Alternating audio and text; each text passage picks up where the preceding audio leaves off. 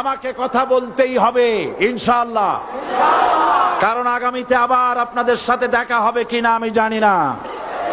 কথা বলতেই হবে। বসেন, কেউ দাঁড়িয়ে থাকবেন না। আমি দেখতে পাচ্ছি বাংলাদেশের ভাগ্য আকাশে উত্তর গগনে কালো মেঘ জমা হয়েছে, ঝড়ের পূর্বাভাস লক্ষ্য করছি। যদি মোকাবেলা করতে না পারেন সক্ষম ভাবে, এমন অন্ধকার গাঢ় কালো অমাবস্যার রাত আসতে পারে যার সুবে সাদেক হওয়া অসম্ভব। সুতরাং আপনারা কি কাপুরুষের মতো কাফের মুশরিকদের গোলামি করে মরতে চান? বিড়ালের মতো 500 বছর বেঁচে থাকার কোনো লাভ নাই। সিংহের মতো 1 ঘন্টা বাঁচতে চাই।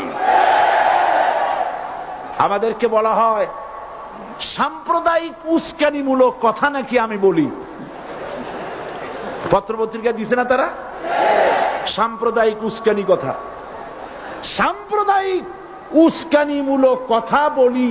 সেই জন্যই বোধহয় শত শত মুসলিম আমাদের কাছে এসে মুসলমান হয়।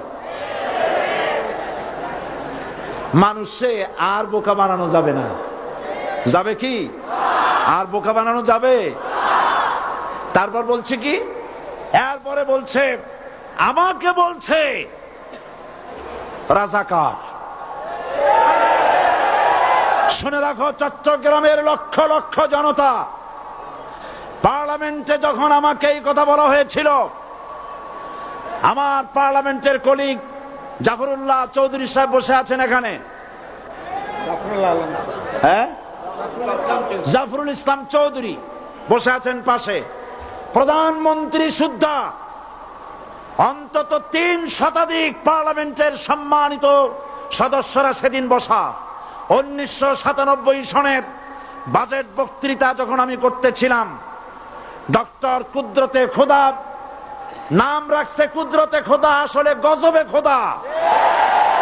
এই লোকটি নাস্তিক, ইসলামের চূড়ান্ত দুশমন। তার প্রণীত শিক্ষা ব্যবস্থার যখন সমালোচনা করছিলাম, ট্রেজারি বেঞ্চ থেকে আমাকে বলা হলো রাজাকার। আমি আমার সমস্ত শক্তি একত্রিত করে বলেছিলাম শুধুমাত্র হিন্দুস্তানের রাজাকারেরাই আমাকে রাজাকার বলতে পারে।